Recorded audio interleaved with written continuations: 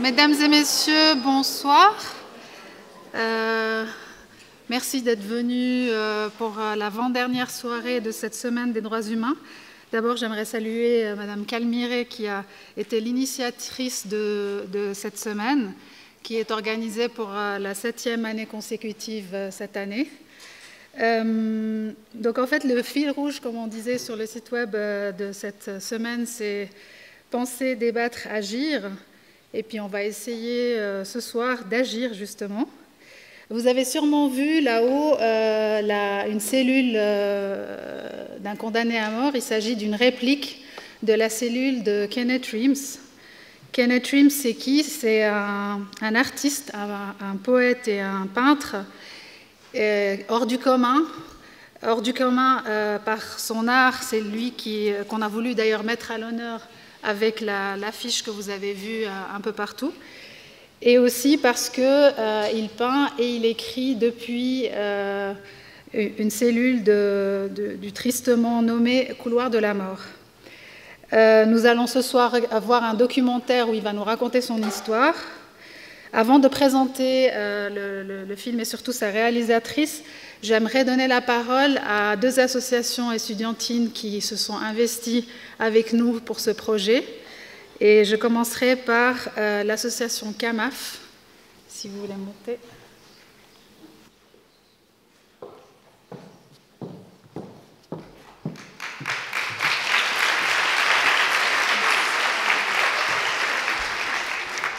Alors, bonsoir à tous. Ce soir, je suis là au nom de l'association CAMAF. Donc, d'abord, nous aimerions remercier la doctoresse Fanon Sisban ainsi que toute l'organisation de la Semaine des droits humains pour nous avoir permis de prendre part à ce projet.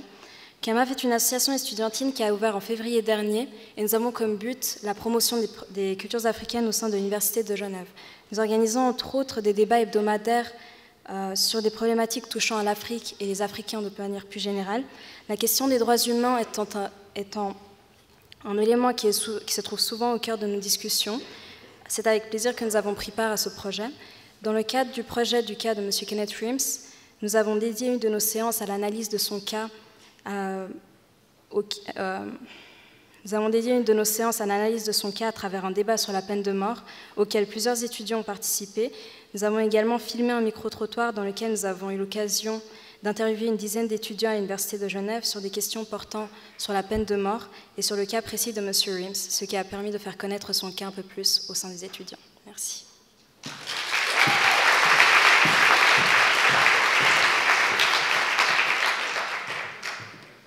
Merci. Et maintenant, j'appelle Amnesty, donc le groupe UNIGE d'Amnesty International.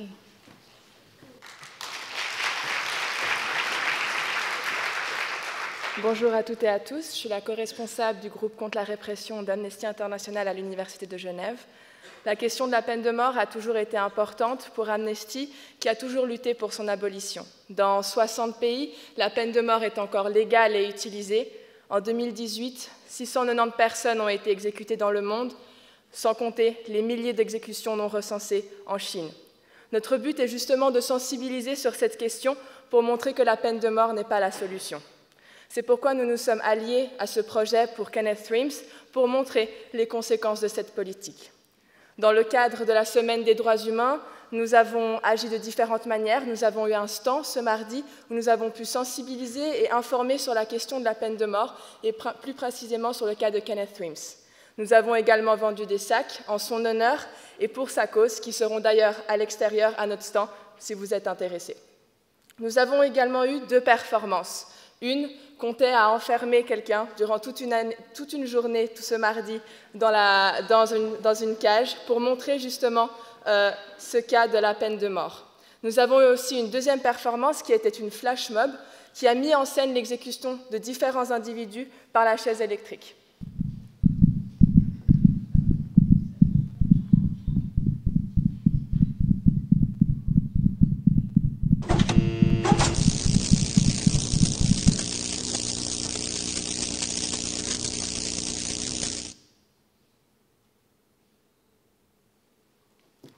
Notre but était d'attirer l'intérêt et l'attention du public sur cette question qui est encore trop actuelle.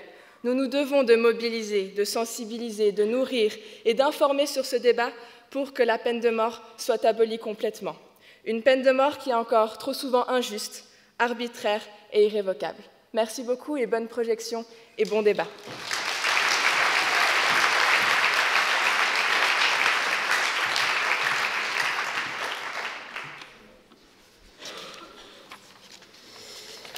Donc avec ce film que nous allons voir ce soir, qui est intitulé Free Man, ou Homme libre, Anne-Frédérique Wiedemann, que l'on ne présente plus, elle est grand reporter et journaliste d'investigation, a voulu porter la voix de ces prisonniers enfermés des années durant dans des cellules exiguës, et en particulier celle de Kenneth Reams. Je la laisserai parler du film dont elle parlera mieux que moi, mais d'abord j'aimerais dire quelques mots sur cette femme dont le courage a été salué par le prix Jean d'Humour il y a juste 2-3 jours. Anne-Frédérique Wiedemann a démarré sa carrière dans la presse écrite, d'abord dans la Suisse, puis l'Hebdo, puis le Nouveau Quotidien et ensuite Au Temps. Ensuite, elle a rejoint la RTS en 2003, dans laquelle elle est productrice et réalisatrice. Vous la connaissez sûrement pour ses reportages dans la fameuse émission Temps présent. Anne-Frédérique Wiedemann, donc, comme je disais, a reçu mardi le prix Jean d'Humour pour l'ensemble de sa carrière. Et dans le communiqué de presse, le jury loue, je cite, « un courage hors norme pour s'aventurer sur des terrains les plus périlleux, comme en Libye, mais aussi une ténacité dans la quête de la vérité, une intelligence humaine, une droiture et un talent qui lui permettent d'en ramener des reportages à la fois inédits, marquants et éthiquement irréprochables. » Pour ce qui me concerne, ça fait quelques mois, j'ai eu le plaisir de la connaître et de travailler avec elle, une femme humble et engagée. Chère Anne-Frédérique, merci d'être avec nous ce soir et je te passe la parole.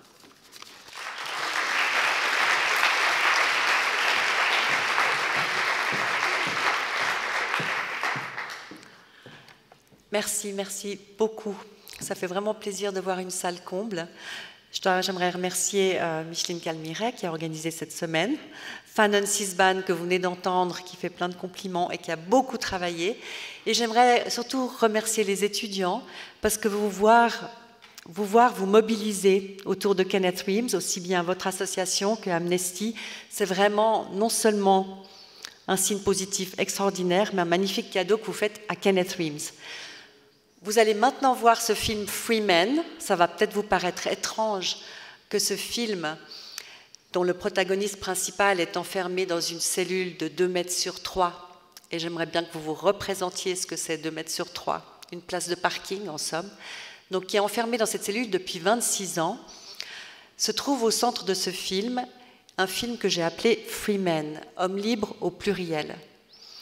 Et si c'est le cas, c'est parce que ce film s'adresse aussi à vous et il parle aussi de résistance, de la capacité de tous de rester debout, entiers, intègres et de défendre les principes qui font de nous une société civilisée et humaine, et donc de l'engagement.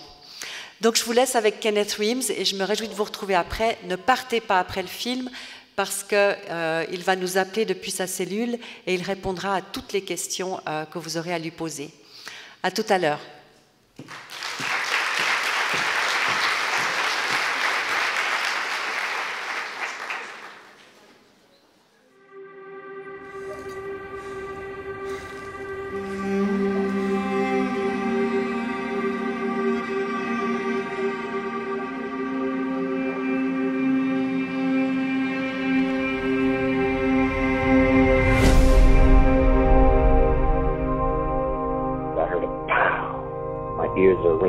Everything is in slow motion. I was like, damn, bro, why you shoot the man? Why the fuck you shoot the man?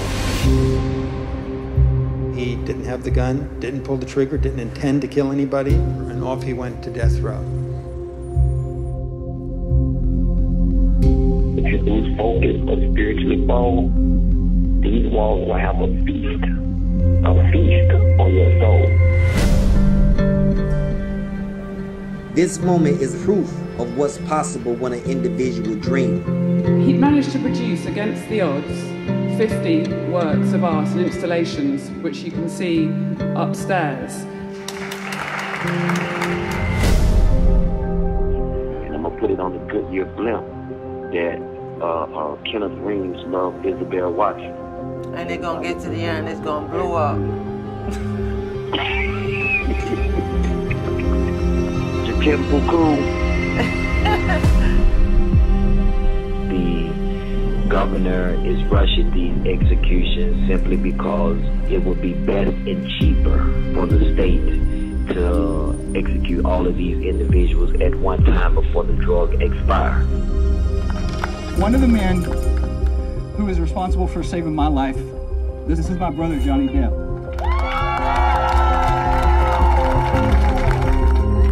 I'm a soldier, man. I'm a soldier, sister. I'm a soldier. You might just slow me down, but you can't stop me. I still have the energy of trying to get out of this prison and trying to do better for myself and positive in the world. My name is Kenneth Reams.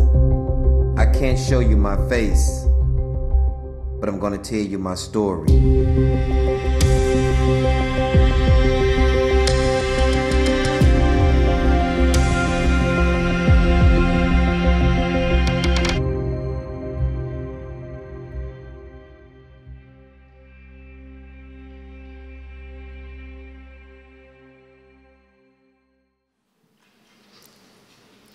Ça va, vous allez bien? Je ne vous vois pas. Merci.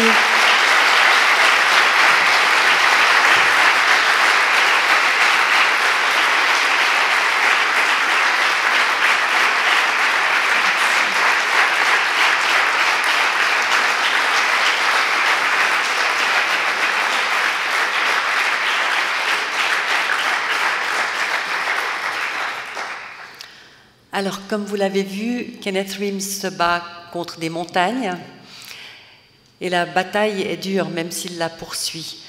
Il y a un an, la Cour suprême a confirmé qu'il ne devait pas être dans les couloirs de la mort. Pourtant, il est toujours dans les couloirs de la mort, il est toujours dans sa cellule. Ça va le son ou c'est... Ça va? Ok. Il y a 6 mois, la Cour suprême a reconnu qu'il y avait eu un vice de forme racial, je dirais même raciste, immense, puisqu'il a pu être prouvé que le juge qui l'a condamné à mort en 2 heures avec ce jury qui était donc entièrement blanc, à une exception près, qu'en fait le juge avait sélectionné le jury. Ce qui est un vice de forme totale, puisque ce jury, normalement, doit être sélectionné de manière aléatoire dans une ville, Pine Bluff, qui a 70% noirs. Suite à ça, les avocats de Kenneth ont ouvert un nouveau chapitre, celui d'essayer de trouver un règlement, de négocier un règlement avec les procureurs de l'Arkansas. Et il y a 1 mois, le procureur a rejeté la proposition faite par les avocats de Kenneth, qui était une proposition simplement de s'entendre sur une période, un moment où il pourrait être libéré, puisque ça fait déjà 26 ans qu'il est en prison. Et donc, la justice de l'Arkansas a rejeté cette proposition sans faire de contre-offre. Et je dirais que c'est une des premières fois que j'ai senti Kenneth vraiment ébranlé, touché, désespéré. Si vous voulez, lui qui sait que pour ne pas céder, pour ne pas craquer, il doit absolument maîtriser ses émotions. Il a dû apprendre à venir à bout de la haine, à venir à bout de la colère. Il a dû apprendre aussi, c'est ça qui m'a expliqué, à n'avoir ni trop d'espoir, ni trop de désespoir. Essayer de rester dans un espèce de milieu qui lui permet, disons, de s'épanouir, compte tenu des circonstances où il se trouve. Et là, tout d'un coup, il avait senti le vent de la liberté. Tout d'un coup, il avait cette envie d'air frais, de sortir, d'ouvrir cette porte. Et cette porte s'est refermée violemment sur son visage. Et donc, c'était un moment très dur. Vous verrez, il a remonté la pente, mais c'est quand même compliqué. Maintenant, je voulais juste vous donner quelques éléments des questions qu'on pose souvent. C'est qu'on a l'impression dans ce film que Kenneth téléphone, peint, voit sa femme et que c'est un peu à bien plaire. En fait, les condamnés à mort aux États-Unis n'ont aucun droit. Il ne s'agit que de privilèges. Et les privilèges, bien sûr, peuvent lui être retirés à tout moment. L'art, par exemple, un jour, pour une broutille, il a eu une incartade avec un garde, il a été puni, il n'a plus le droit de peindre pendant une année entière. Sinon, peindre, c'est un vrai défi, puisqu'il faut qu'il trouve des gens à l'extérieur de la prison qui lui envoient du matériel pour peindre. Ça doit être des paquets faits dans les magasins, hein, pas des paquets faits chez vous, vous pouvez mettre n'importe quoi dedans. Suivant le garde qui l'ouvre, la peinture entre ou pas. Les crayons, tout dépend, en tout cas les pinceaux jamais, ou alors c'est des pinceaux qui coupent. Pour les visites, il a le droit à une visite par semaine. Mais par exemple, l'année dernière, quand Isabelle a pu aller le voir, elle peut rarement aller lui rendre visite parce qu'elle a très peu d'argent. Tout d'un coup, le nouveau directeur de la prison a retiré le droit de visite à Isabelle. Donc le droit de visite à sa propre femme lui a été retiré. Il ne s'était rien passé. Donc c'est un droit de visite qui a été récupéré. Les avocats de Kenneth se sont battus et elle a de nouveau ce droit de visite. Elle est d'ailleurs depuis une semaine en Arkansas. Mais c'est juste pour vous donner une idée de l'arbitraire, de la dureté de cette vie en détention. Et bien sûr, la dernière chose, c'est le téléphone. Donc il y a un téléphone dans la prison. Kenneth a dû donc réserver ce téléphone. Pour cela, il se colle contre les barreaux de sa cellule et il crie à ses co-détenus de ne pas demander le téléphone à la même heure, parce qu'il sait aujourd'hui que le film a été vu à Genève, il sait que vous êtes là, et je pense que, enfin j'espère qu'un garde est venu lui amener ce téléphone. Donc le garde en fait lui amène le téléphone et le lui donne dans sa cellule. Voilà, donc il y a toujours un petit moment de stress avant qu'il appelle. Ça a toujours marché, à une exception près. Mais si d'ici là, vous voulez déjà poser une question, n'hésitez pas. Déjà une question? Oui, une question là-bas. Ça paraît tellement arbitraire qu'il soit derrière les barreaux. Comment est-ce que la prison de Arkansas justifie cette décision? En fait, le procureur qui l'a fait arrêter, hein, enfin la police qui l'a arrêté, le procureur qui a instruit la plainte contre lui, a condamné les deux jeunes hommes, donc Alford et Kenneth, pour le même meurtre. Il y avait un pistolet, une balle a été tirée, un homme est mort ce soir-là, hein, ce qui est terrible. Mais les deux jeunes ont été condamnés pour le même meurtre et ont été condamnés comme des meurtriers. Jamais l'avocat commis d'office de Kenneth, parce que Kenneth n'avait pas l'argent pour s'offrir un bon avocat, et ça aux États-Unis ça fait toute la différence, donc jamais cet avocat n'a appelé à la barre Alford. S'il l'avait fait, Alford aurait sans doute dit que c'était lui qui avait tiré. Maintenant, depuis plus de 20 ans, maintenant 22 ans, il y a George Kendall, vous avez vu cet avocat, je trouve que c'est un homme magnifique. Il se bat avec 3 autres avocats, ils sont un team de 4. Ils travaillent pro bono, donc gratuitement, pour sortir Kenneth de là. Donc plus de 20 ans. On peut être condamné à mort en quelques heures aux États-Unis, mais par contre, pour corriger, pour revenir sur une telle sentence, c'est des années, voire une vie entière. On espère que des années. Est-ce qu'il y a une autre question? Oui.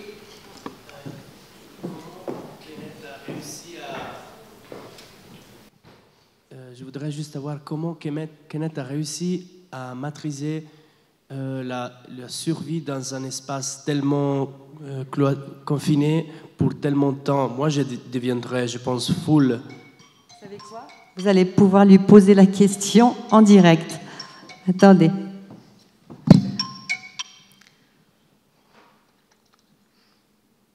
Donc, c'est le répondeur. J'essaie juste de voir que tout va bien.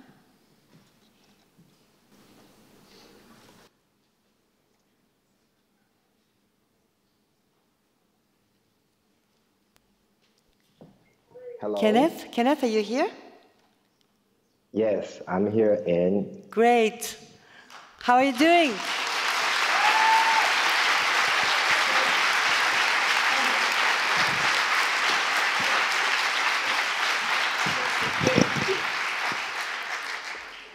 Can you hear that? There's like almost 400 people in the room. Je lui dis qu'il y a donc 400 personnes dans la salle. yes, I was able to hear that. I think can you hear me, Ann? Yeah, on peut tous. Yeah, we can hear you. I think the last time that I did the screening with you, we was in Belgium, and They gave me applause. I don't remember how many people was in the audience, but they just gave me applause then. And when I was in Belgium, if you remember, I said they act like I was Bono. I feel after hearing that echo and the noise, y'all kind of act like I'm Michael Jackson coming to the scene one time. Je crois que vous l'entendez mieux que moi. Moi, je l'entends pas bien. Je me demande si je devrais me déplacer. Friend, can you hear me now?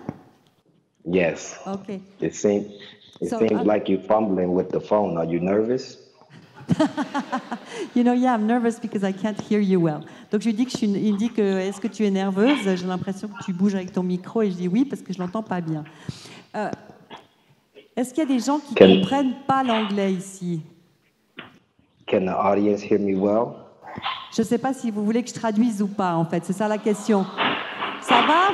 Vous comprenez? Parce que franchement, il n'y a aucun problème, je peux traduire, hein, mais si ça va pour vous, on y va comme ça. D'accord.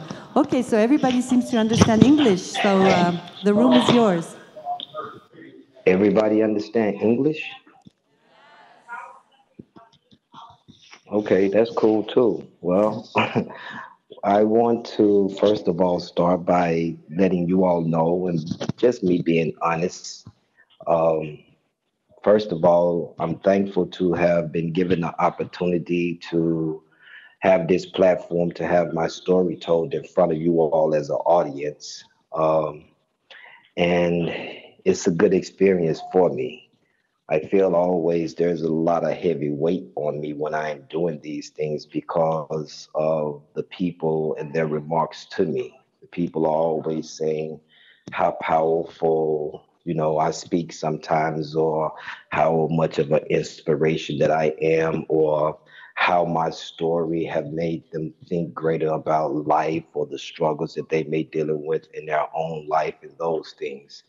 So it is always a heavy burden on me to make sure that I have that same type of energy and spirit anytime that I'm giving these platforms, because I do understand and know that it is a once in a lifetime opportunity for somebody like myself. But I can honestly tell you all that these moments are not always easy. As I'm here sitting in solitary confinement today, it is a struggle for me to continue on. It is a struggle for me to fight. It is a struggle for me to hold on to hope. It is a struggle for me to believe that tomorrow will be a better day. Now, I'm not saying that I am losing hope or any of those things, because that is not the case. Today is just a struggle for me. It is a struggle for me because I don't understand why life have to be this way. Why life have to be so confusing and complex.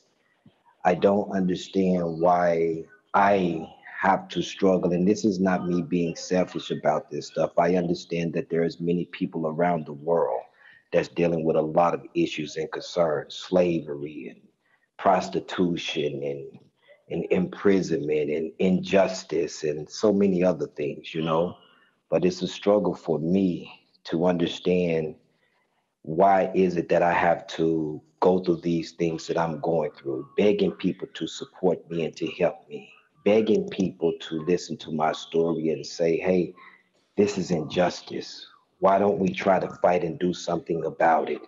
When other people are saying, yes, it is injustice, but, well, or saying, yes, it's wrong, but not getting up and doing anything to try to help change or fight against the powers that be that are causing these actions, whether it's climate control, you know, whether it is pollution in the world, you know, all of these types of things. There's somebody, I seen a little girl on TV just maybe a month ago speaking at the United Nations about pollution and climate issues that we have in the world. And I'm saying, really? Is it taking this little girl, this little 10-year-old girl, to get up and tell the grown people the problems that we have and what we need to be doing to change them? This is crazy to me. Even me sitting in prison. I'm in prison because of a rule that's called the felony murder rule.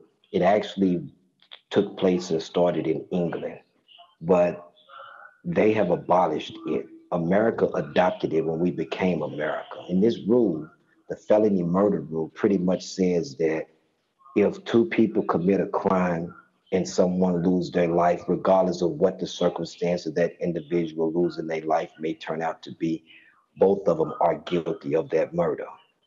That doesn't make sense to me. I'm not saying that those two people should not be punished, but for you to sit here and tell me that an individual commit murder, confess to the crime, acknowledge his wrong in the crime, but then you give me the death penalty and allow him to take life without parole, that is beyond injustice to me. That's incomprehensible to me. And I am sitting in prison now for 26 years of my life. Not saying that I shouldn't be punished because, hey, I've been in solitary confinement for over half of my life. But I continue to try to send the echo out and say, hey, will somebody help me? Hey, will somebody help me? Hey, do anybody hear me? Lucky me, I had Ann Whitman to come along to hear me, to be able to sit down and try to understand the things that I'm struggling with, to try to tell my story, to share it with people such as you are. But I still find myself, even now, as my story is being told to many people around the world, struggling to get people to step up and say, this is wrong. You know, step up and say, what can I do? This is what I'm going to do. Not what I want to do, not what I should do, but this is what I'm going to do. So as I sit here and talk to you all today, I honestly tell you, before calling, I had tears in my eyes, crying. Grown man, but I can literally tell y'all that I was crying. I'm struggling today. And I come to you all, and I want to say this to you all, because in the midst of me saying these things to you all, I was thinking about dreamers, people that dream, you know, and I'm here in this moment because I am a dreamer, you know, dreaming about the ideal of educating people about the death penalty through my artwork. Dreaming about the ideal of one day, you know what, I'm going to get on the phone in a few minutes, but one day in my life, I am going to be at this university, this very same university, and talking to people and telling people, one day I was in a prison cell and I was crying before I called and talked to some students over the phone, but look at me now, I'm here today. So this day, this moment, I want to dedicate this moment to dreamers. Anybody in the audience that can hear my voice, don't matter who you are, male, female, young or old. If you have a dream, believe in your dream. If you have an ideal in your head, regardless of what that ideal may be, don't let nobody stop you from chasing that ideal. Along the way, you have to be prepared and willing to accept that a lot of people gonna tell you, no, we can't help you. No, your ideal is not good enough. Everybody isn't supposed to believe in your dream. Everybody ain't going to support your idea. And somewhere along the journey of your goal, somewhere along the journey of trying to bring your dream or your ideal to reality, you're going to be confronted with what I'm being confronted with currently right now. You know, the struggle of, is this going to work? You know, the struggle of, I got to keep pushing. I got to keep going. It's going to also be confusing along the way, but I want you to understand and know this. All of that is just a test of your will to see if you truly believe in your dream, your vision, or your goal. So if any of you in the audience are dreamers today, hey, big ups to you. And thank you all for giving me this opportunity to say these few words to you all.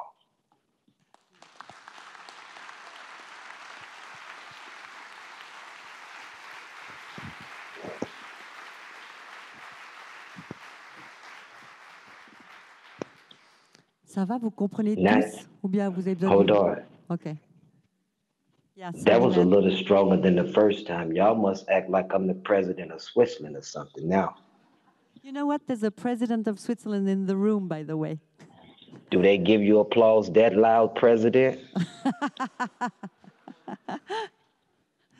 That's a question seriously to the president of Switzerland. What's the question? Do they give you applause that loud? Oh. Or am I just a lucky one today? I'm not sure. Vous êtes autant applaudi que lui en tant que présidente. Hold on, excuse me. Give me 1 second. It's cool. I just asked the president of Switzerland, do they give her applause that loud when they applaud for her? Because they just applaud for me, J-Rock. Once in a lifetime opportunity, ain't it, bro? I was just sharing that thought with my neighbor. Y'all excuse me.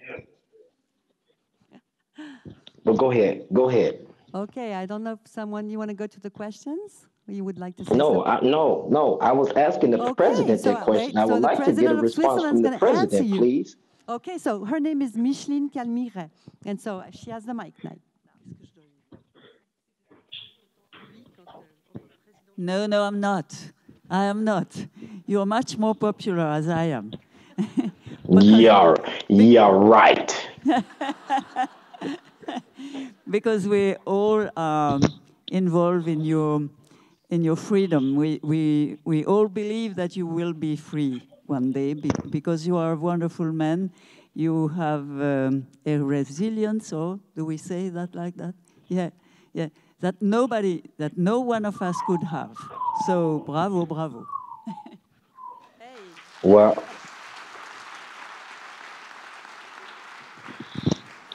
hey, that's an experience of a lifetime, Kenny. Yes. Well, I want to say to you, the president is She was. Yeah, I wanted to say to you, you say you believe that I will be free. I fully understood what you meant in that statement, but I want to say this to you. In spite of the fact that I'm sitting in solitary confinement in this small box, I'm already free. I'm just fighting to overcome injustice.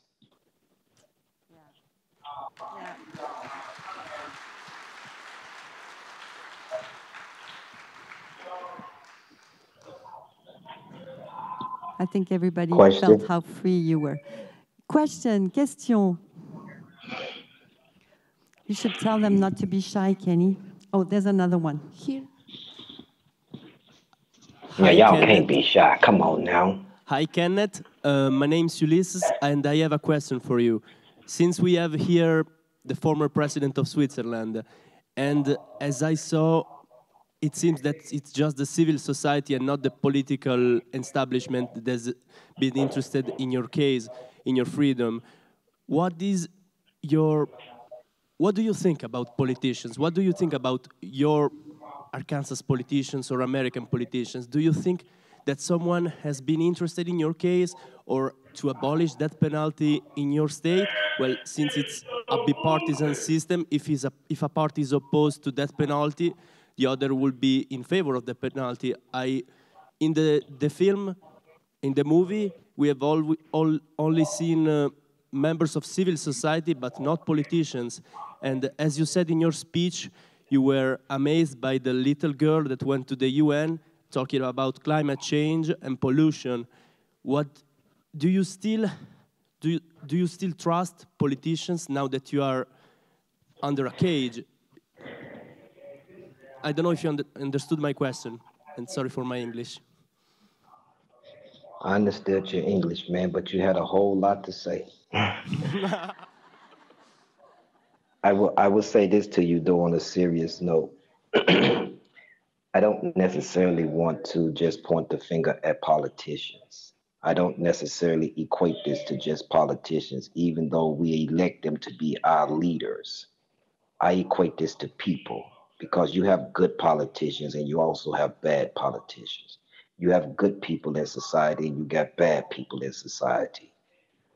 As a whole, I think that the system, which is what the politicians have put in place, the system, it is what's warped. But I don't think the people enough give a damn, excuse my language, give a damn enough to step up and say enough is enough. It happens every once in a while in history. Every once in a while. Like, give you an example. I mentioned the felony murder rule. England created this rule back in the 1700s that made it okay for individuals that didn't murder anyone to be executed for murder.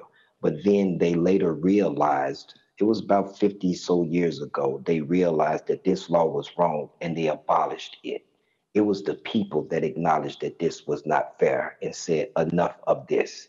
So I don't want to just make this out to be pointing the finger at the politicians here, the politicians there, even though I do feel that politics played a large role in how I ended up on death row at the same time, because the politicians lied. But again, the politicians was just another person. So I think in that measure, man, and I used to feel that way, used to point the finger at the politicians, but I think it's more of the people, the corrupt people. And there's a lot of them, man, and a lot of them in politics, I mind you. But there are also some good ones in politics too. I guess that's what I would say to you. Hey, great, Kenny. There's another question up there. Si vous voulez, je peux la traduire aussi, la question, hein, si vous préférez la dire en français. Pardon? Okay, fine. Oui, il a le micro. Hi, Kenneth. I would like to ask a question that what is your suggestion for reforming the criminal justice system around the world? What is my solution for doing what with the criminal justice system? Yeah. He didn't understand. What was the question? My question is how to improve or reform the criminal justice system, in your opinion. And can you repeat that question for me, please? What is your solution to reform the criminal justice system? I didn't understand. What is the solution for me? What with the criminal justice system? To reform the criminal justice system. Man. That's a question for a president, I don't necessarily know if we can reform this stuff, man, in America. And I honestly say that to you. I think that we would have to wipe off a whole lot of laws on the books and just start all over, if that's what you want to call reform. And I think we should listen to the people that is mostly affected by it, which we don't. When I say the people that's mostly affected by it in America, and I don't know how it is in other parts of the world, but here in America, the laws are created by people that don't necessarily live from the effect of the laws, meaning I'm in prison with a lot of people that are uneducated and poor, but the people that's making the laws are wealthy, rich, and educated. And I think that is a problem, because how can you all understand where I come from if you never lived or walked a day in my life or my shoes or even in my society?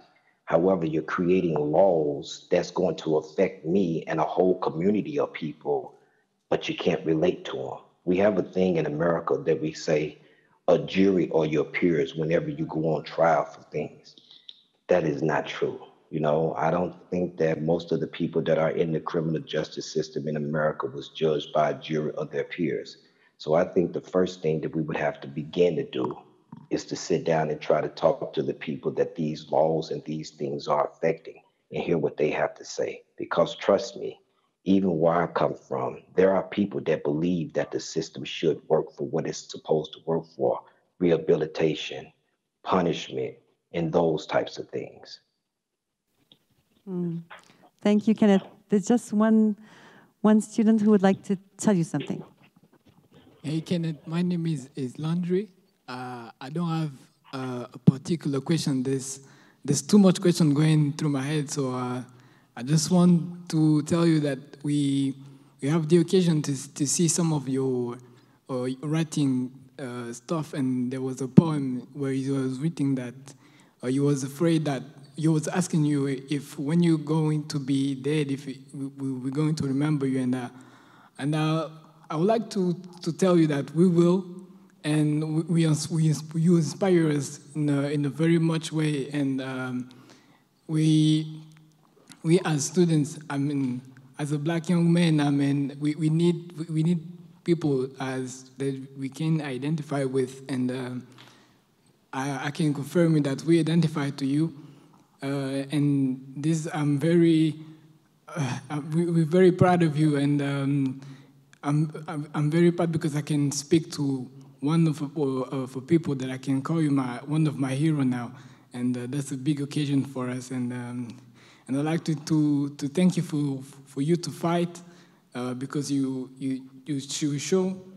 showing us that every people can realize his dreams, and in any context. So thank you for your fight, and we hope to see you in person soon, like you told us. And I can confirm you that you have way more than a plus than the president of our country now. And in the front of us, we have the picture of you and your wife Isabel at your wedding day, and just wanted to tell you that you have some fire dreadlocks on that picture now. So thank you for your fight, and we're very recognized for your fight. Thank you.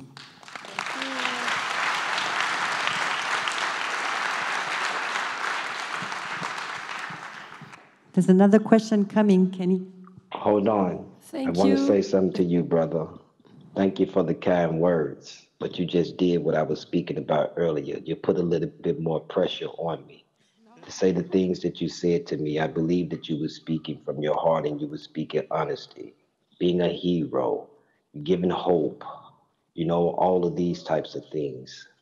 Hey, I'm not in it for that reason, but it seems that that is the reason that has been heaped up on me. And it's difficult when I am struggling and feel like giving up, but realizing I can't because there are people like you that believe in me, that believe in the story. So you are an individual that helps me to survive here. You are someone that gives me hope to say, I gotta keep pushing because of individuals like you. And hopefully, who knows, you will learn of the day that I am able to come to Switzerland and speak at the university and show up and remind me, hey, I'm that brother that was in the audience that spoke to you, man. I'll remember you if that do take place. Thank you for your words. Hi, thank you. I'm very happy to know you, and I want to tell you, please don't give up. And I have a question, but I will ask you in French. En fait, je pense que si le système judiciaire américain, il a montré qu'il est verrouillé et que vraiment, ça relève de, je ne veux pas dire de l'impossible, mais c'est vraiment très très difficile de faire changer de révoquer la décision. Serait-il pas vraiment plus intéressant de changer de mode d'action, de chercher l'appui des États, des pays, et d'agir sur le plan politique pour essayer de gracier Kenneth? Merci.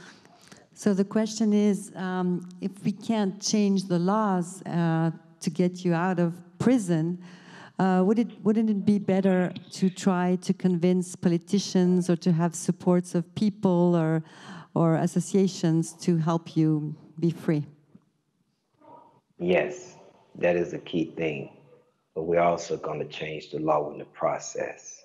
I refuse to allow myself to walk out of prison one day and don't fight to change the law, this law, the felony murder rule law.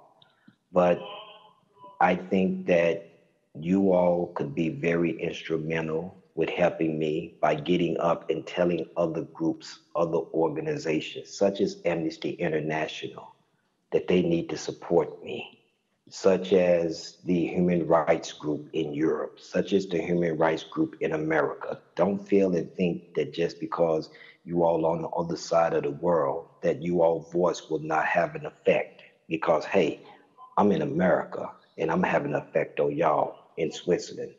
That's vice versa, you know?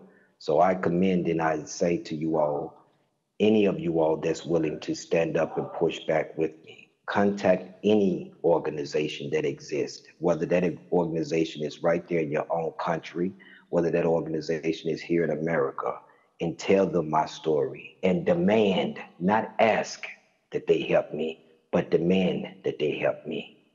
That would be a great thing if you all would do that for me. Hey, I'm going to tell now about the petition, okay? À ce propos, vous pouvez vous rendre sur le site freekennethreams.org, freekennethreams en un mot.org, où il y a une pétition que vous pouvez signer pour demander à Amnesty de soutenir son cas, et où il y a aussi, vous avez aussi la possibilité de vous inscrire simplement pour être informé de ce qui arrive à Kenneth, d'être en fait sur la liste de ses soutiens. Vraiment, faites-le. toutes les voix comptent, comme il le dit lui-même. Donc, freekennethreams.org, ça va s'afficher. Voilà. That's to help. Let me say this, Ed. If there's any of you on the internet, Twitter, it's primarily Twitter. If any of you are in the room that have a Twitter account, tweet at. There's a lady by the name of Leslie Rutledge. She is the Attorney General of the state of Arkansas. Tweet at her, Free Kenny Reams. It is time that you all let him go. Do that directly, regardless of who you may be. If you're on Twitter, consider doing that. The lady name is Leslie Rutledge. Look her up. How do you spell it? She's the Attorney General of the state of Arkansas. Attorney General of State of Arkansas. Si vous allez sur Google, vous allez tomber sur elle. Leslie Rutledge. Ah, j'ai pas mes lunettes. Leslie Rutledge. R-U-T-L-E-D-G-E. Et voilà. Mais allez voir sur Internet parce qu'elle vaut le coup d'œil. And another question?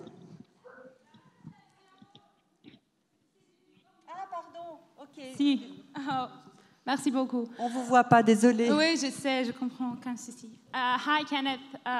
Congratulations for your courage and all the strength that you managed to pass on into Switzerland. And I have a question that may sound simplistic, but it was a question that was really born to me from the documentary. So 2 of your inmate friends managed to get free. And I'm just wondering what's the difference between your case and their cases? Why you're not free? Why you're not getting free? As I said to you before I started to take any questions, all of this is confusing to me. Why is it that I have to struggle and go through these things in order to receive the same sense of justice that they have received in their own cases in life? I can't answer that. Maybe it's because I am meant to be here today to inspire people like you all. I don't know. I'm trying to understand it myself. It is a complex thing to be dealing with. This is what I meant when I said that it is hard for me to deal with this stuff. Because for me to see someone like Calvin Porter, who is sitting on death row literally right next door to me, dealing with the same case, same circumstances, same situation, and he's been free now for almost 7-8 years, and I continue to sit on death row. He's even fighting for me, but the people are not paying any attention. I don't know. I can't get it. Maybe it's because it's meant for me to be the one that demand that the law be changed. You know, if I had that answer, I think I'll have the Nobel Peace Prize coming, you know? So I'm confused about it myself, sister. And I don't think that was a bad question that you asked either. I think I have time for one more question before I have to go here. Oui, il est limité dans le temps qu'il a au téléphone. Donc, qui c'est qui a le micro? Dépêchez-vous. Hi, Kenneth. My name is HB. And you've talked about a lot of dreams and great stories. And we've seen through your story that you've read a great many deal of books. So I was wondering, what's your favorite book, story, and why? Thank you. Oh, here we go, and they're asking about the books again, and No, I know the answer. well, let me say this to you, man, and you're gonna laugh at it, but I'm just being honest. Everybody do it. My favorite book is the dictionary. See, I told you I was gonna laugh, and I only say that, and I think it is the most powerful book that I've read too, and I've read a lot of books, you know, a lot of books, and I say the dictionary because the dictionary also answers a lot of questions. It tells a lot of stories at the same time, you know, and it is a very insightful and educational book at the same time. Before I leave, I'll tell y'all this story about the dictionary. When I began to say that I was going to create this nonprofit and try to fight to have a national museum built, I realized that in order for me to do this, that one, I was going to have to be a dreamer. and I was going to have to fight against the odds that was in front of me, which are great odds. So the ideal just came to me.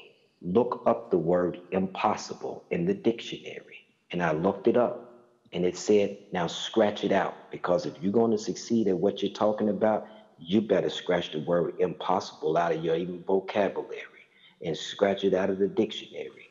So I literally did that. I got my ink pen and I scratched out the word impossible. So that is one word in the dictionary that does not exist in my dictionary, impossible. But my book is the dictionary, man, and you should pick it up and read it. Before Kenneth go, I would like you to clap, to applaud, to give him an applaud. Please give him some energy.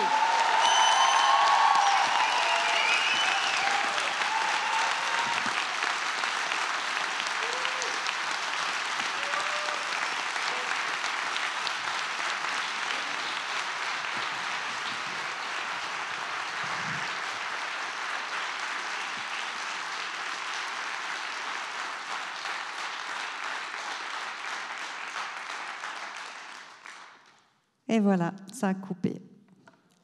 Et merci mille fois à vous. Vous vous rendez pas compte, là aujourd'hui, c'était une journée dure, comme il l'a dit, mais vous lui offrez une énergie, une demi-heure de liberté, une demi-heure de voyage et d'échange. Et c'est un véritable cadeau. Merci et n'oubliez pas de le soutenir, d'aller sur ses sites, sur Twitter et de vous engager pour cet homme magnifique. Et maintenant, le débat continue, je crois.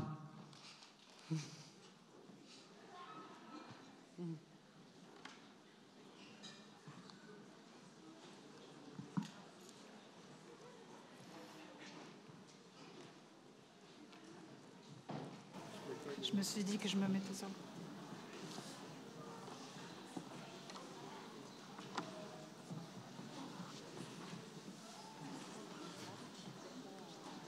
Alors, je ne sais pas si on m'entend. Oui? OK. Donc, nous passons à une partie peut-être un peu moins émotionnelle, mais on s'est dit que ça serait bien d'avoir l'avis.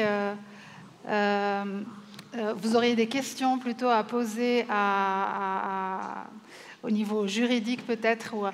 Ici, autour de cette table, nous avons Yvan Jeanneret, qui est professeur de droit pénal à la faculté ici de droit à l'université, et M. Alain Bovard, qui est juriste aussi à Amnesty International. Est-ce que, peut-être je vais leur demander de se présenter rapidement et peut-être à Yvan Jeanneret pour commencer. Micro. Voilà. Et nous dire un peu peut-être en comparaison d'abord quelle est votre réaction peut-être tout simplement à la suite de ce film. D'abord qui est ce que vous faites et puis ensuite. Oui, alors j'avoue qu'après ce que l'on vient de vivre, ce moment qu'on vient de passer, ce contact direct extraordinaire qu'on a eu avec Kenneth Reams, c'est un peu compliqué de prendre la parole, je dois dire. Et surtout, on a le sentiment que quoi qu'on puisse dire, ça risque d'être totalement à côté, ou je sais pas, enfin, c'est un peu gênant comme situation, je dois dire. Gênant en ce sens que je me sens bien peu de choses à côté de ce qu'on vient d'entendre. Alors vous disiez qu'il fallait que je me présente. Oui, alors tout petit. Votre lien, voilà, avec vos travaux sur la peine de mort, peut-être ou... Oui, enfin, donc j'enseigne effectivement le droit pénal ici à la faculté. J'enseigne le droit des sanctions. Et je ressens plus que jamais le privilège de pouvoir enseigner à mes étudiants que la peine de mort n'existe pas en Suisse. Je crois que c'est un vrai privilège. J'ai une double, pas une double personnalité, mais une double fonction, en ce sens que j'exerce aussi comme avocat. Et j'allais presque aussitôt enchaîner en disant que je ressens aussi très fortement le privilège, en voyant ce confrère américain qui se bat pour la vie d'un de ses clients. Et je me dis que c'est un immense privilège aussi que d'être avocat dans un système juridique qui, Dieu merci, ne connaît pas la peine de mort. Voilà, enfin, je ne sais pas si spontanément j'ai plus de choses à dire, si ce n'est que, oui, il y a quand même une chose, moi, que j'ai ressentie de manière extrêmement forte, pardon, mais ça n'a rien de juridique, vraiment rien du tout. Mais je crois que j'ai besoin de le dire, je suis fasciné par l'humour. C'est extraordinaire de voir à quel point, aussi bien dans le film qu'à l'instant, dans les échanges qu'on a eus, c'est quelqu'un qui arrive à presque tous les instants à mettre de l'humour dans cette situation. Ça paraît inimaginable, et je trouve que c'est d'une force, mais absolument sidérante. Voilà, je me tais. Et peut-être M. Alain Bovard. Bonsoir, oui, c'est effectivement extrêmement difficile de prendre la parole après ce film et après avoir entendu Kenneth Reams. Comme mon prédécesseur, j'ai envie de dire que je ne sais pas quoi dire. Je suis là, je suis bouche bée devant cette personnalité extraordinaire. Je suis en même temps... pourtant, ça fait 30 ans que je travaille chez Amnesty, ça fait 30 ans que je vois pas mal d'horreurs se passer à gauche et à droite. Mais des situations juridiques comme ça, où on sent la mauvaise foi partout et autres, me choquent encore profondément. Et voilà, on a envie de dire, mais il faut faire quelque chose. On a l'impression à la fois que c'est des questions peut-être un peu personnelles. Je ne sais pas, peut-être que Anne-Frédérique le sait mieux que moi. On a l'impression que c'est peut-être le gouverneur ou le procureur général ou je sais qui, le juge, qui en fait une affaire personnelle. Celui-là, je veux le condamner. Dans le film, à un moment donné, l'avocat dit il y en a qui sont en train de travailler à ce qu'on arrive au worst scénario, au plus mauvais scénario. Et immédiatement, on se demande qui c'est qui c'est le juge, qu'est-ce qui se passe. Enfin, voilà, on a ce sentiment d'être... je ne veux pas tomber dans les thèses conspirationnistes ou autres, mais ça donne un peu cette impression-là. Et on se demande comment on peut lutter là contre. Enfin, si je peux juste donner un élément de réponse, ces magistrats sont élus aux États-Unis, comme certains d'ailleurs aussi en Suisse. Et en Arkansas, la peine de mort est toujours très populaire. Donc pour un blanc, les Noirs votent assez peu en Arkansas, hélas, mais pour un blanc, de se profiler contre la peine de mort, c'est un peu signer son arrêt de mort à lui politique. Et donc ça, c'est une des raisons. La deuxième raison, c'est que les États américains ne veulent pas reconnaître leurs erreurs. Pourquoi ? Parce que ça ouvre la voie à des dédommagements pécuniaires, et qu'il n'en est pas question. Ndoumé, que vous avez vu dans le film, qui monte dans l'avion là à la fin, donc lui a été emprisonné pendant 28 ans, totalement à tort, et il n'a jamais été reconnu innocent. Ils l'ont libéré par le biais d'un, à mon sens, terrible traité, enfin un contrat qui s'appelle le Alford Plea, acte légal qui lui permettait d'être libéré s'il reconnaissait qu'il était coupable. Donc c'est assez particulier puisqu'il a été libéré dès le lendemain.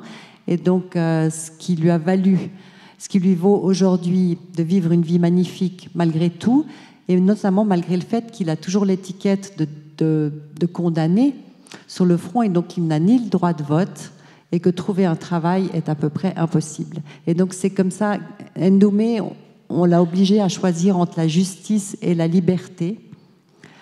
C'est ce que l'État du Tennessee l'a obligé de faire, et ce que je trouve extrêmement cruel, parce que c'est quelqu'un d'entier, c'est quelqu'un qui aurait voulu avoir les deux, mais il a choisi la liberté. Est-ce qu'il y a des questions dans la salle pour nos intervenants? Ah, là. Ouais.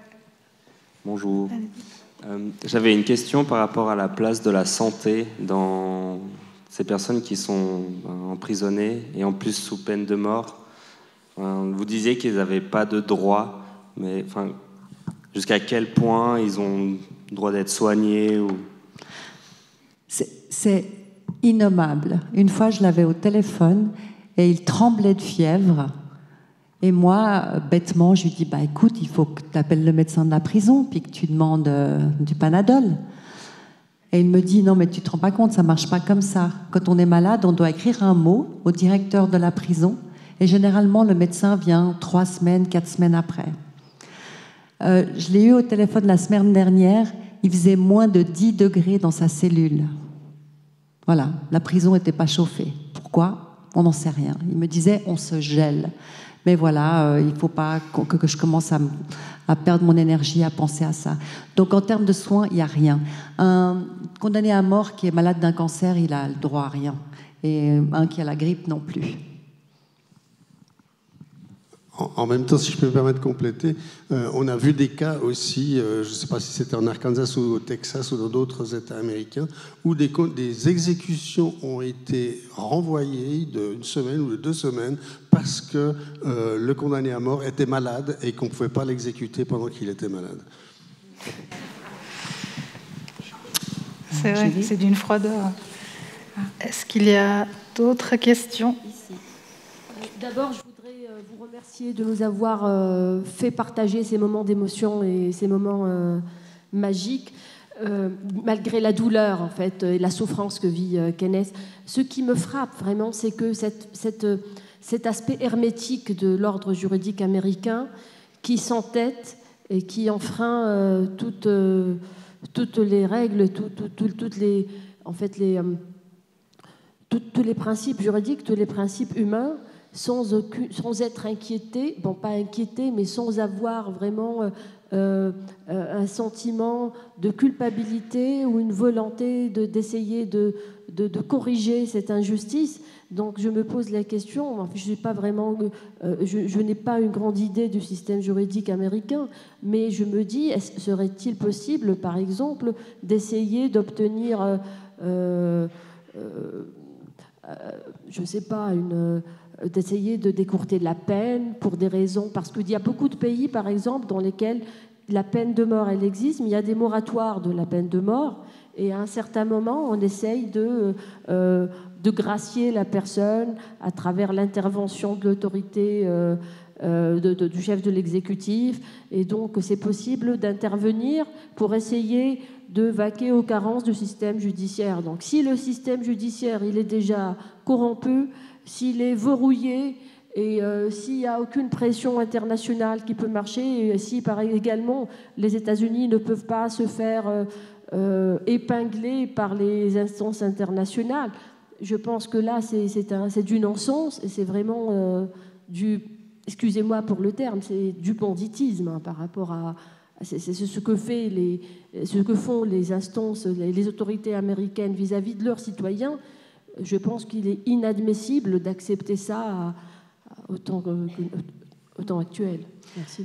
C'est pour ça que Kenneth, il vous a d'ailleurs répondu, il a vraiment maintenant foi dans... Il demande qu'on en appelle en fait aux organisations de défense des droits humains comme Amnesty ou d'autres. Il a l'impression que ça l'aidera davantage à sauver sa vie. L'autre option étant que des people, des gens... enfin voilà, là on a vu Johnny Depp ou Kim Kardashian, elle a fait libérer des détenus, elle a obtenu de Trump la grâce de détenus récemment. Donc il faudrait vraiment un mouvement ou l'action de personnalité pour l'aider. Voilà. C'est bien triste. Je voulais juste, j'avais envie de faire un parallèle avec Mandela, de la force, même si les circonstances sont différentes, c'est la force que cet homme a. Et je voulais savoir quel était son rapport avec les gardiens. Kenneth a appris comment survivre dans une prison. Et pour survivre dans une prison, il faut être respecté. Il faut se battre quand c'est des batailles nécessaires, justement, pour que ce respect et cette dignité ne soient jamais entamés. Mais il faut s'entendre avec tout le monde, en fait. Il faut limer les angles. Ce qui est assez intéressant, c'est que des fois, il me raconte que certains gardiens viennent lui demander son avis, viennent lui raconter leur vie. Mais il y a aussi, bien sûr, des gardiens qui sont injustes et qui sont violents. Mais Kenneth arrive à gérer ça. Une question ici. En attendant, je voulais revenir sur est-ce qu'il y a un moyen, parce qu'elle parlait de moyens de pression, en fait, à part les mouvements de people ou au niveau d'autres États ou d'organisations internationales qui pourraient... Enfin, on sait que c'est les États-Unis, ils sont un peu je pense que si Amnesty International ou Amnesty Amérique le défendait, ça pourrait faire une immense différence dans sa destinée, ça c'est sûr. Est-ce qu'Amnesty aurait quelque chose à dire là-dessus? Oui, je crois que le message a été entendu et vous avez bien compris que c'est pas moi qui décide, mais et que s'il y avait que moi, il y a déjà longtemps qu'on aurait engagé le mouvement dans la défense ou dans un soutien à Kenneth Ream. Moi, ce que je peux faire, c'est effectivement relayer de l'intérieur ce message aussi chez nous, et puis je ne peux que vous inviter, tous autant que vous êtes, à signer cette fameuse pétition. Pour une fois que c'est nous, Amnesty, qui sommes les récipiendaires ou les destinataires d'une pétition, ça fera peut-être du bien, mais supérieur à la hiérarchie londonienne de recevoir ça. Donc, signez cette pétition. Oui. Je veux quand même dire qu'il y a des États qui se battent contre... Je vais quand même juste dire une chose, il y a des États qui se battent contre la peine de mort, et la Suisse le fait, hein. Elle est engagée dans cette lutte-là.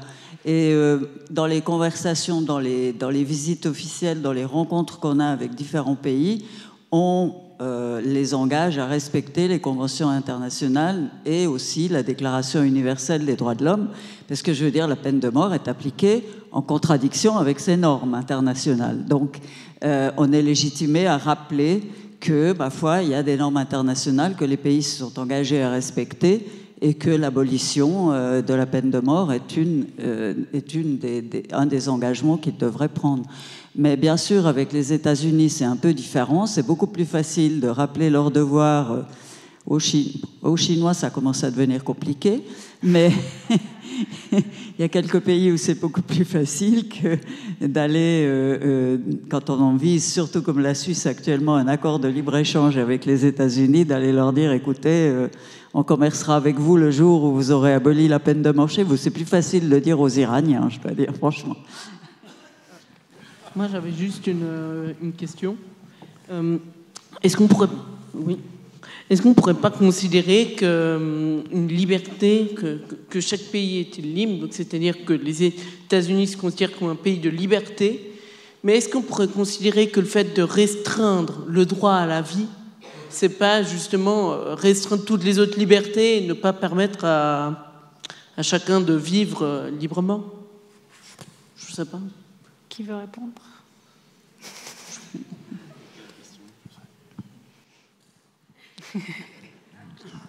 Je crois que l'argumentation, elle est connue et c'est un argument qui est repris assez régulièrement.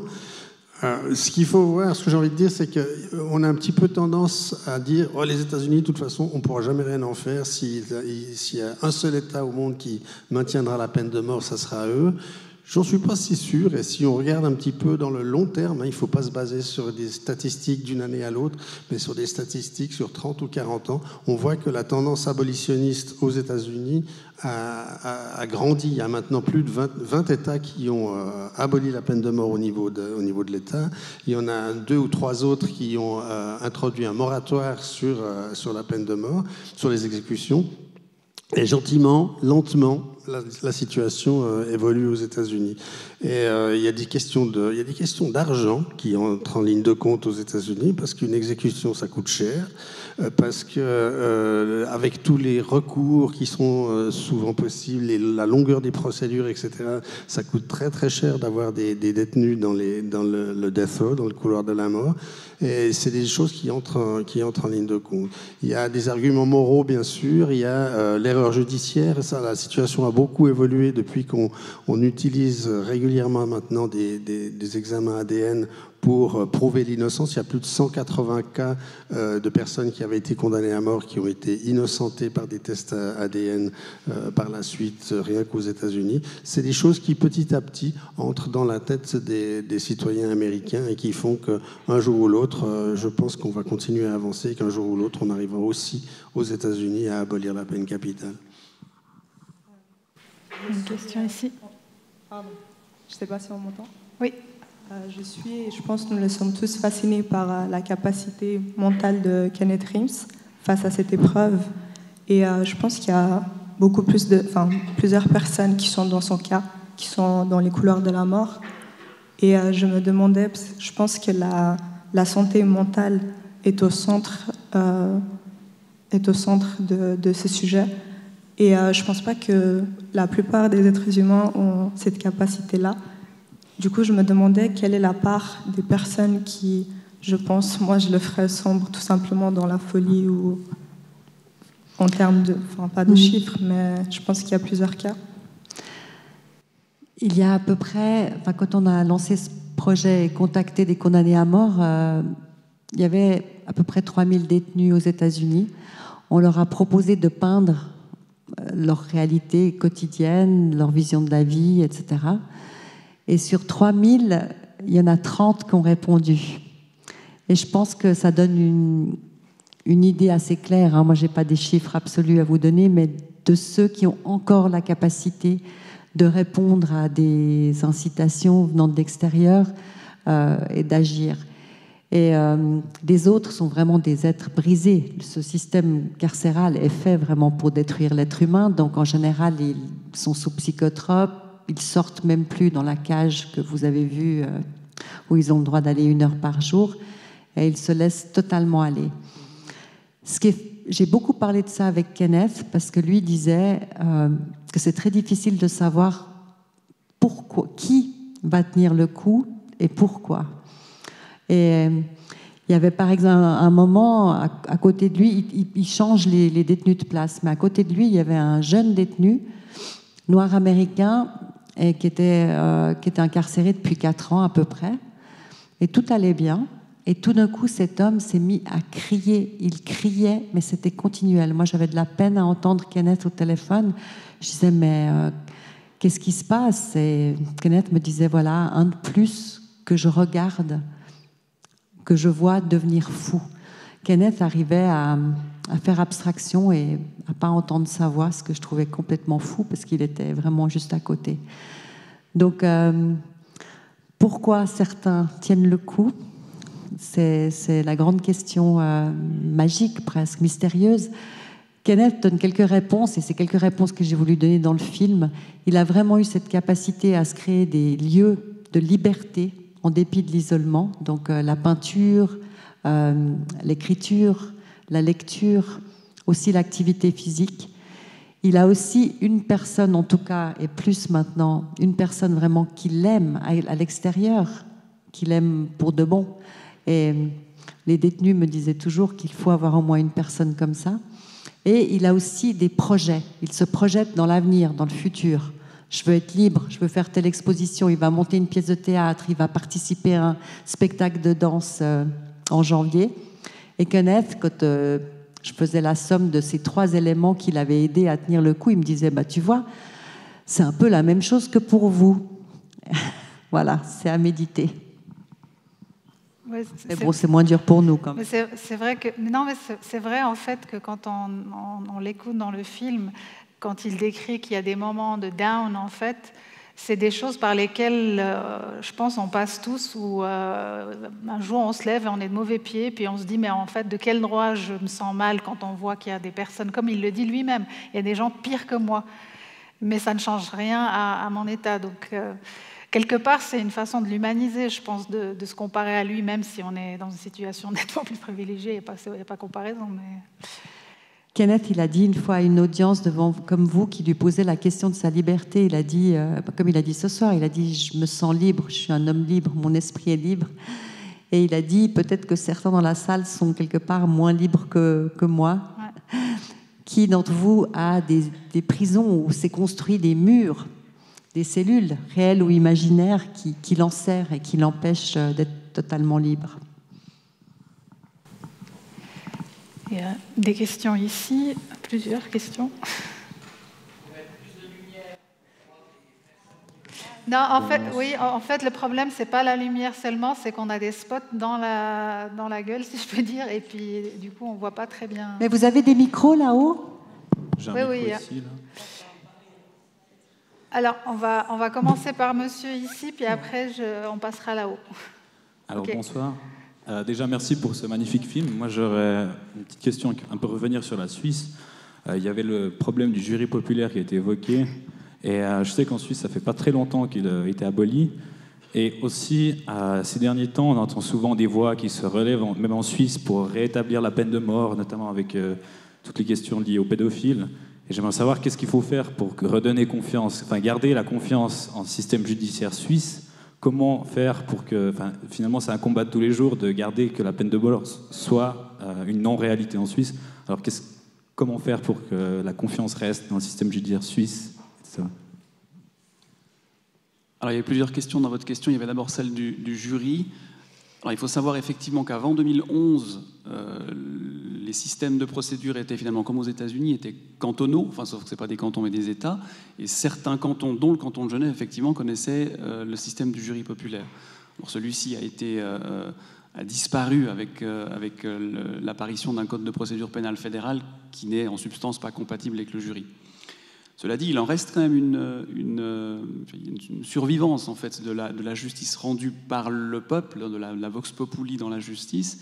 Vous avez notamment certaines, à Genève par exemple, pour les affaires les plus graves, vous avez un tribunal qui est composé à la fois de juges professionnels et de juges assesseurs, juges échevins, qui sont des juges, monsieur, madame, tout le monde, qui sont élus à cette place. Le deuxième volet de votre question, qui était finalement de dire mais est-ce que l'on risque de voir réapparaître la peine de mort en Suisse? Alors c'est vrai que votre question, elle peut paraître utopique, mais elle ne l'est pas, puisque, sauf erreur, en 2010, il y a une initiative constitutionnelle qui avait été déposée pour le rétablissement de la peine de mort. Alors cette initiative n'a, Dieu merci, pas abouti, elle n'a pas réuni suffisamment de signatures, c'est rassurant. Il y a un autre aspect aussi, c'est que la Suisse a pris un certain nombre d'engagements internationaux, Madame la présidente de la Confédération l'a dit tout à l'heure, et des engagements qui devraient être irrévocables.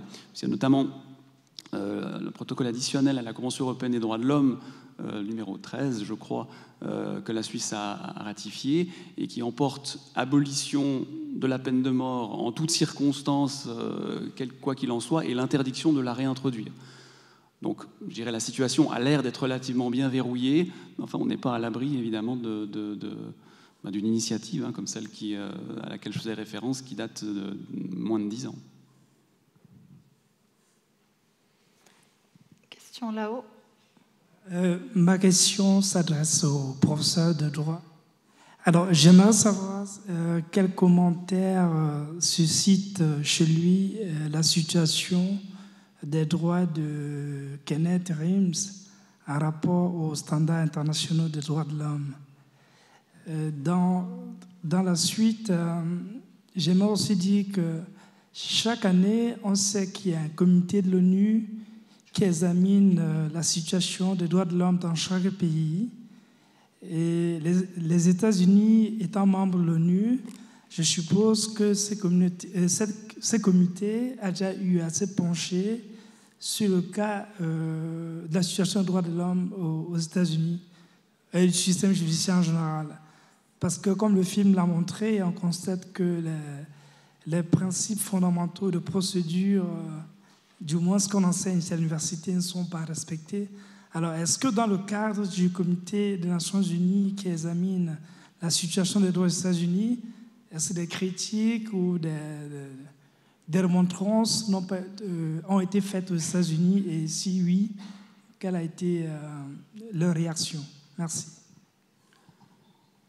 Alors, je commence par le deuxième volet de votre question pour dire que je ne suis vraiment pas autorisé, je ne sais pas que j'ai besoin d'une autorisation, mais en termes de compétences, je ne suis vraiment pas le bon interlocuteur pour vous répondre, et j'en suis tout à fait désolé. Je ne suis pas un internationaliste suffisamment, il y en a plein d'autres dans cette salle, j'en vois d'ailleurs un ici, qui serait sans doute mieux apte que moi à vous répondre. Sur le premier volet de la question, qui était de dire finalement, est-ce qu'une situation comme celle-ci pourrait exister en Suisse? Enfin, j'entends, c'est au regard des standards, effectivement, qui s'appliquent.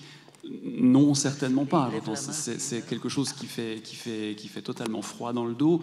Je ne vais pas reprendre tous les aspects, mais peut-être il y a deux aspects moi, qui me viennent à l'esprit. Le premier sur les conditions de détention. Vous venez de le rappeler, que finalement ce sont des personnes qui sont stockées dans un endroit sans aucun droit, si ce n'est d'être soumis à l'arbitraire plus ou moins bienveillant d'un directeur d'établissement. Il est clair que, vous avez donné l'exemple de l'accès aux soins, il est clair que cela correspondrait, enfin un traitement comme celui que l'on décrit aux États-Unis correspondrait à l'évidence à une violation de l'article 3 de la Convention européenne des droits de l'homme sur l'interdiction des traitements inhumains et dégradants. Même chose, j'entends la possibilité d'avoir des contacts avec le monde extérieur, de recevoir des visites, tout ça fait partie des standards auxquels un détenu ordinaire a le droit de pouvoir bénéficier. Puis il y a un autre aspect aussi peut-être qui est frappant. Finalement, à un moment donné, on parle de cette peine de mort commuée en peine privative de liberté, mais ad vitam aeternam ou sans aucune perspective. Il faut savoir que dans un système, dans les standards européens découlant de la jurisprudence de la Cour européenne des droits de l'homme, et aussi à la lumière de cette interdiction des traitements inhumains et dégradants de l'article 3, il y a l'obligation pour les États membres, partis à la Convention, de prévoir au bout d'un certain temps, en principe 20-25 ans, la possibilité de demander une libération conditionnelle et d'envisager de sortir si la personne présente un certain nombre de garanties, évidemment, de ne pas récidiver. Et donc, d'enfermer quelqu'un définitivement sans examiner si cette personne, finalement, à un moment donné, il se justifie toujours de la garder en prison, est quelque chose qui, dans les standards européens, n'est pas possible, en tout cas ne devrait pas être. Là d'abord, et puis ensuite je ne vous vois pas. Donc je reviendrai. Merci beaucoup. Au fond, j'avais une question qui a été...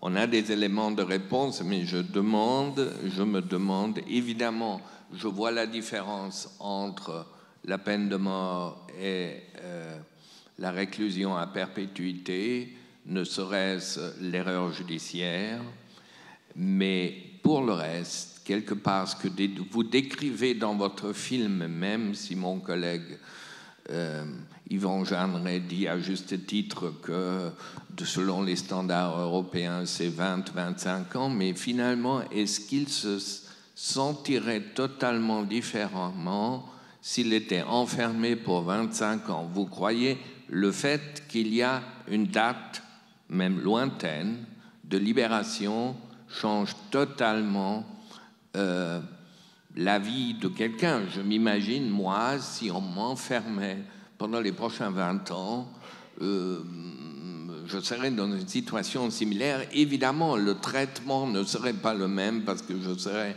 en Europe. Et d'ailleurs, la Cour européenne des droits de l'homme, dans l'affaire Söring, a décidé qu'on ne pouvait pas extrader quelqu'un aux États-Unis, non pas parce que la peine de mort serait en soi un traitement inhumain ou cruel, mais parce que la death row, donc cette attente, le traitement dans le couloir de la mort, dans les cellules, comme nous l'avons vu, et constituait effectivement un traitement dégradant et inhumain. Finalement, une mauvaise nouvelle, le droit international universel n'interdit pas la peine de mort, mais il interdit les traitements inhumains et dégradants, et le droit européen interdit effectivement en Europe la peine de mort. Donc, pour changer cette règle universellement, il faudrait mobiliser. Mais, disons, on ne peut pas dire que, en ce moment, tout État qui applique la peine de mort viole le droit international, parce qu'il n'y a pas d'interdiction. Merci. Mais il y a une chose, si je peux me permettre, qui va complètement dans le sens de ce que tu dis, Marco. C'est quand même assez incroyable de penser qu'à l'article 2 de la Convention européenne des droits de l'homme, on dit on a le droit à la vie, on proclame le droit à la vie, mais on réserve l'hypothèse de la peine de mort. Et sauf erreur, dans le pacte ONU 2, la même chose à l'article 6. Donc, quelque part, l'existence de la peine de mort est consacrée dans des textes protecteurs des droits fondamentaux. C'est quand même un petit peu paradoxal.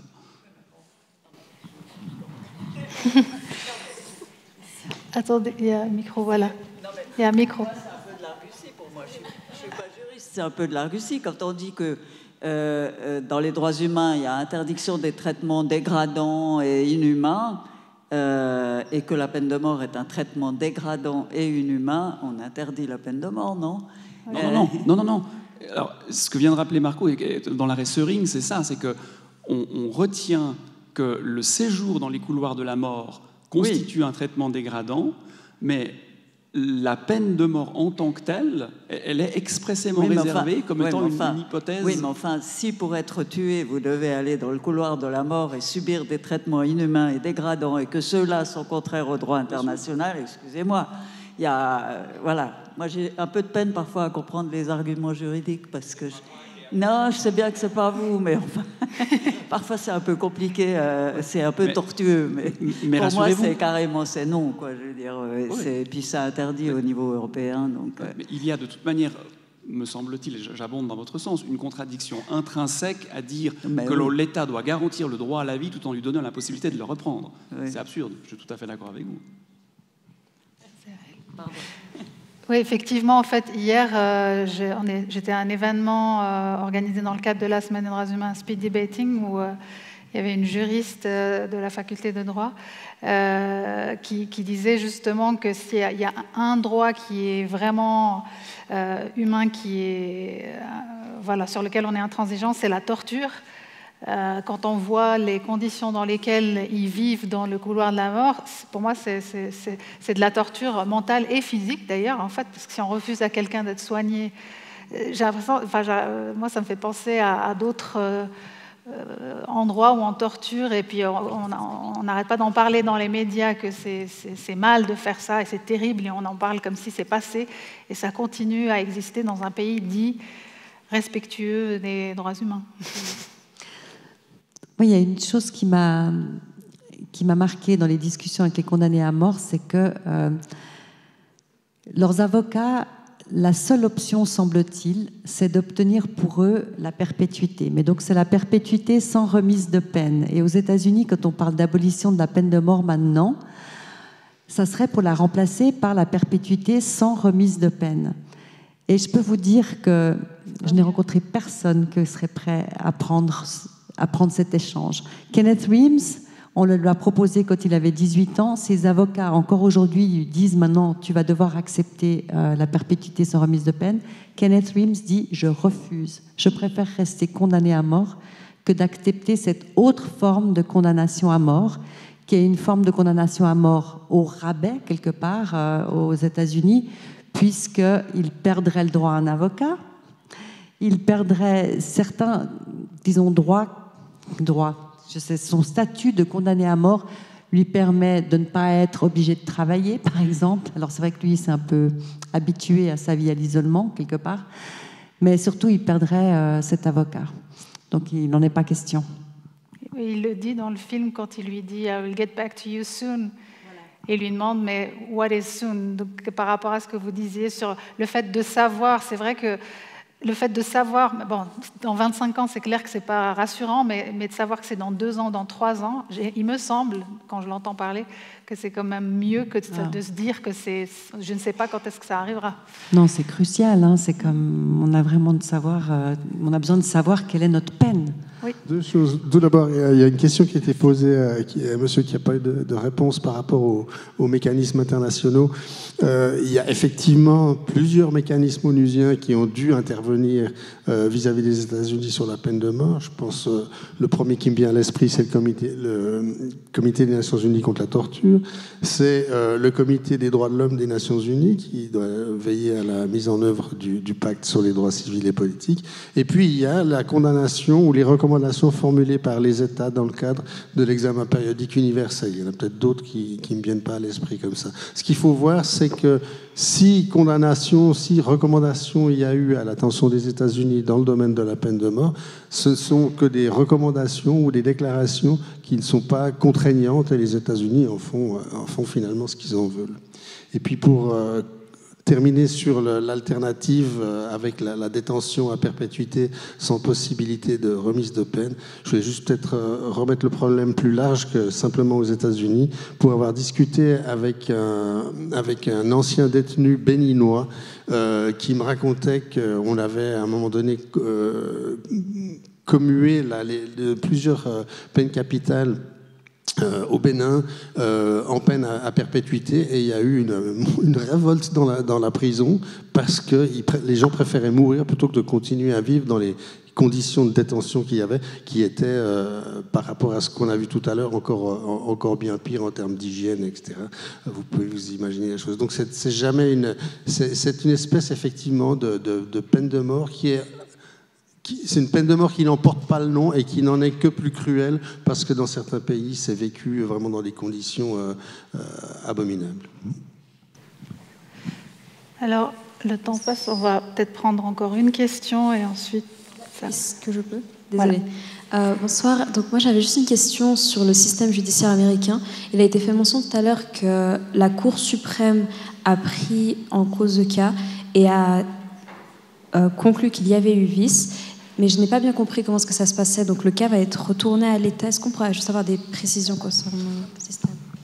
Alors en fait, la Cour suprême de l'Arkansas donc, a conclu ça mais a renvoyé le cas à la Cour en dessous, District Court, je ne sais pas comment on dit, qui doit statuer sur ce que ça va donner en termes concrets. Voilà. Et dans cette phase-là, George Kendall, l'avocat et son team sont en train de négocier avec le District Attorney une solution, un règlement. Et ils ne le trouvent pas pour l'instant. Alors, je pense qu'on va s'arrêter là. Merci à nos intervenants, merci à tous d'être venus. Je voulais vous dire donc la semaine des droits humains continue encore, non seulement demain avec ceci, une conversation qui aura lieu à Unibastion. C'est un événement organisé en collaboration avec le Festival Les Créatives. Et puis, il y a aussi un événement dans lequel Kenneth Reams lui-même va participer de nouveau. Ça aura lieu le 21 novembre à l'usine Kugler.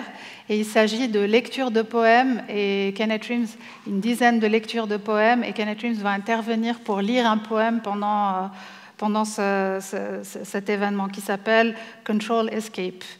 Et puis je voulais en profiter pour remercier aussi les personnes qui travaillent dans l'ombre et qui font que cette semaine existe. D'abord mes collègues de l'équipe de choc de l'audiovisuel, qu'on remercie rarement. C'est grâce à eux que... Donc je cite Mathias Popé, Vincent Marty, Rudolf Capitaine et Lucio Frasca qui sont...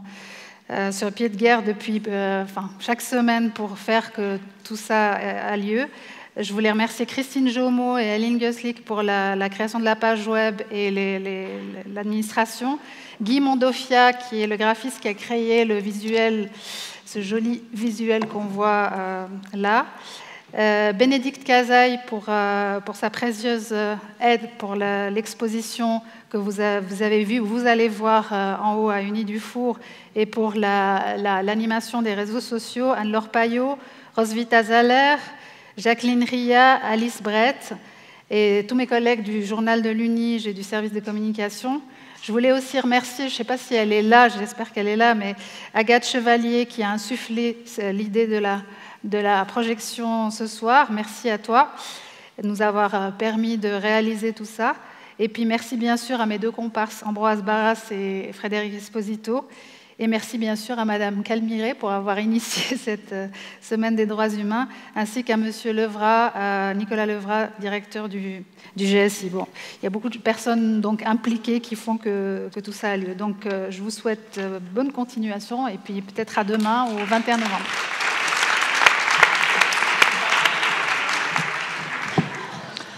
Je voulais aussi vous dire que le film est disponible si jamais sur Amazon et iTunes, Google, si jamais vous avez envie de le conseiller à d'autres personnes. Merci.